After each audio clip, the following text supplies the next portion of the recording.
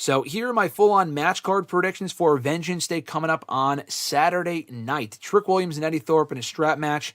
I see Williams going over here. Why would you give Eddie Thorpe the win? I feel like they're just keeping Williams busy before he gets his NXT Championship rematch over WrestleMania Stand and Deliver weekend. So Trick Williams wins here. Nathan Frazier and Axiom versus Josh Briggs and I don't want to mispronounce his first name, but Yushiki Inamura. That's definitely how you not pronounce his first name. But I only saw him for the first time in action on Tuesday in like an actual match. I think he may have had one other match in NXT TV in a Battle Royal, but Tuesday was the first time I actually saw him in like a full-on match. And I thought he was good. I think him and Briggs work well together as partners. I don't think they win the belts here. Inamura is a Noah talent, so I don't think they're going to put the belt on a Noah guy. They could. I'd rather see the belts on a TNA team before I would a Noah person. Just because I don't really know the Noah people all that well at all. They also just started teaming and won one fucking match on television, so they should probably win more matches first before they become champs. But what I'm hoping this leads to, I do think Fraxium wins here, by the way.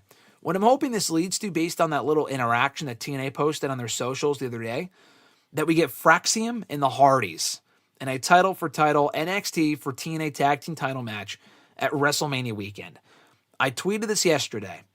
But if they were to do that match and Ricky Starks is on that show, that Stand and Deliver show, I said to Alexis recently, I'm not going to Stand and Deliver. We didn't go 2 years ago. We didn't go last year. We went 3 years ago in LA. And it was just hectic because they do it the same day as Mania, so you got to go here and there and whatever. At least in Vegas, everything is within walking distance. But I said on Twitter yesterday, if Ricky Starks wrestles on that show, which is basically a guarantee, and they also have that match as well, the title for title match between Fraxium and the Hardys, I am going to that fucking show. Even if it means buying a ticket, I am going to Stand and Deliver. So I think there's a decent chance they might do that match because that's the biggest match they can do right now with Fraxium is Fraxium versus the Hardys. And honestly, if there's any team to give the tag titles to from TNA, it would be the Hardys. Say what you will about them, but they're just still very much over. And I feel like it would be history making. They've never held the NXT tag titles before. I feel like that would be cool. I feel like that's where they might be going. Maybe not, but that's what I would like to see. Javon Evans versus Ethan Page. This little story they've been telling here between the two with the whole I lost my smile thing, and then Ethan Page attacked him pretty viciously, made him bleed, hurt his jaw. Don't know if it was legit, but if it wasn't legit, they did a great job of making you think that it was. This has turned into a great undercard feud. I think Ethan Page wins here. I don't know if I think they stretch it out. I don't think it's over after this, so I would give Ethan Page the win. I could see Javon Evans picking up the upset, but I'll go Ethan Page, and then Javon Evans wins over WrestleMania weekend. Fallon Henley versus Stephanie Vaquer for the NXT Women's North American Championship. I'm going to go Stephanie. New NXT Women's North American Champion. Fallon Henley's been champion now for about 4 months. Hasn't done a hell of a whole lot, but at least she got a title run before inevitably getting called up, or at least I hope, because she's very good. Stephanie's great, though. She's a fucking star. I would give her the championship here. NXT Championship triple threat. Obafemi, Austin Theory, and Grayson Waller. I think Obafemi goes over, obviously, retains the NXT North American, or the NXT Championship, rather. He was North American champion for so long, I kind of forget that he's not that champion anymore. But this is just a filler match. It should be a good match. They're going to, again, for the upteenth time, tease tension between Theory and Waller. It won't come to fruition. They've been doing this for what feels like a fucking millennium now. Femi will retain. I just don't really care about this match because we know there's zero chance that Theory or Waller should or will win.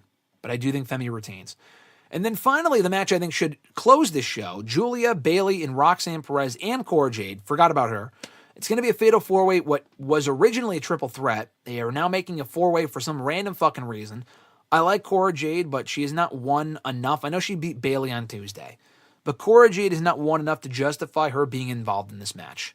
The match simply does not need Cora Jade.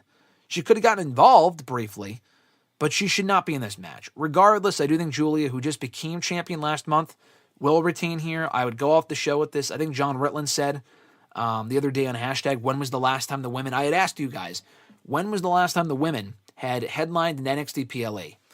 And I think he had said the deadline match, actually, in December. But if you go back to an NXT Women's Championship match, the last time that headlined an NXT PLE, it would have been Becky and Tiffany in that hardcore Extreme Rules match at NXT No Mercy back in October or September of 2023. I think it was last day of September in 2023. That wasn't that long ago, but I would have the NXT Women headline here. Julia retains.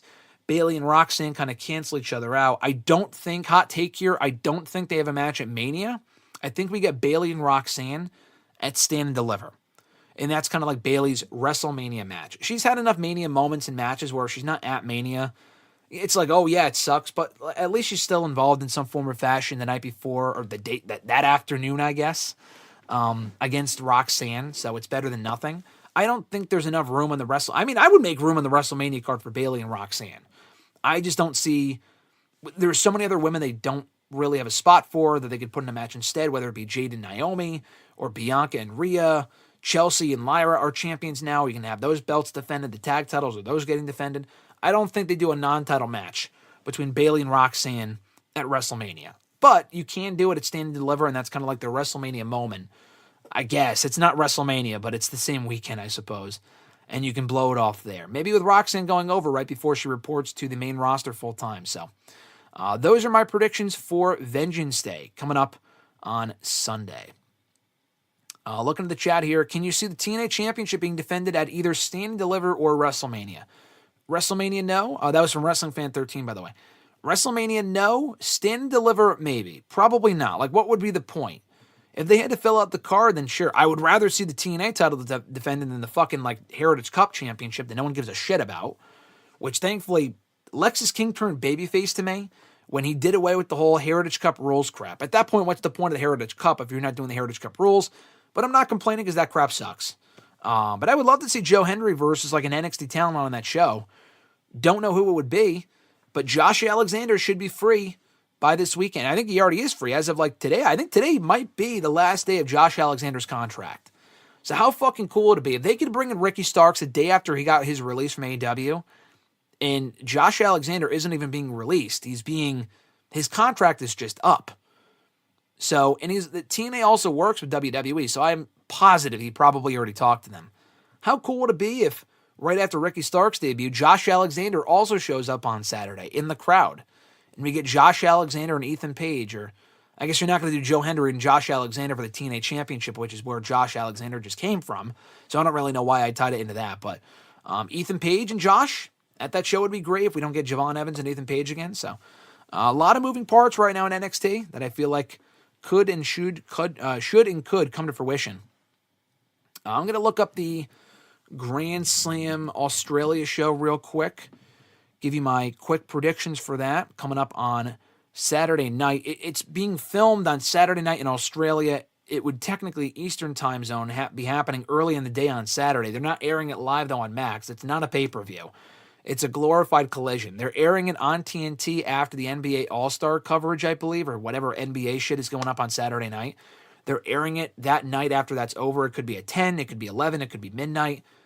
That kind of sucks that we don't have a consistent time, but the lead-in should be big, though, viewers-wise.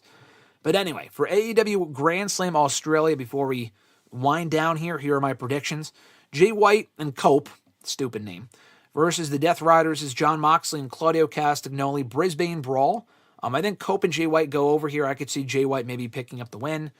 Or Cope, because he is probably challenging for that AEW World Championship at Revolution in a couple of weeks. So I do think Jay White I don't think he's Australia. He's from New Zealand, which is not the same thing. But near his home turf, I could see him going over.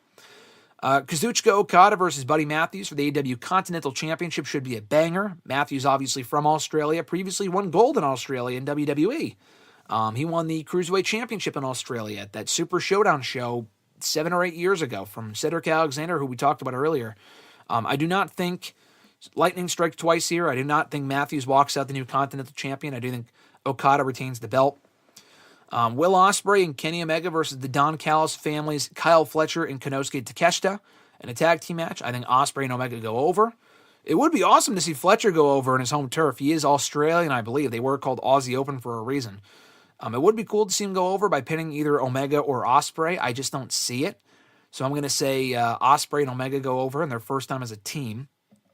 Mercedes Moné versus Harley Cameron, who is from Australia. For the AEW TBS Championship, I'm not a big Harley Cameron fan. I'm probably in the minority on that, but I won't doubt that she's over. People love Harley Cameron. She's a big fan favorite for them. I do not think she wins the championship here. I don't think she should. There's a few other women I would rather see with that belt right now than Harley, but maybe because she's become so popular, they pull off a swerve and they actually give her the championship and hand Mercedes Moné her first loss in AEW in the process. I don't see that happening, but it's entirely possible. But I will go with Mercedes Moné. What I do see happening on this show is Timeless Toni Storm walking out the new AEW Women's World Champion. In Australia, again, she's from New Zealand, I believe, so it's not exactly her home turf, but close enough. I could see Mariah May retaining. I think Mariah May's run has been good. It's been kind of like anticlimactic because it kind of always felt like they were waiting for Toni to come back to do this match on this show. But I am looking forward to the match. They've had one of the best feuds in AEW history. Toni Storm, best pickup female-wise in AEW history. The renewal of their rivalry in recent weeks has been great. I have not watched Dynamite yet from Wednesday, so I don't know what they did on Wednesday, if anything. But the segments they've done in recent weeks with Toni going out there in Mariah's gear and the whole reveal of Toni being an act the entire time, the greatest, ruse that Toni Storm has ever pulled off acting-wise, blah, blah, blah. I think that whole thing has been great. And I'm looking forward to the match. I would headline with that, honestly. I don't think Jay White and Cope versus the Death Riders, which probably will main event, is really worth headlining with because there's nothing on the line. It's a no DQ match, cool, but who gives a shit? Regardless of who wins, who cares? Honestly, that feels like a Dynamite match. I would have Mariah May and Timeless Toni Storm headline that show. It's not even a fucking pay-per-view, so it's not like you're closing the show with the women, but close enough. I say Toni Storm walks out in the main event, the new AEW Women's World Champion.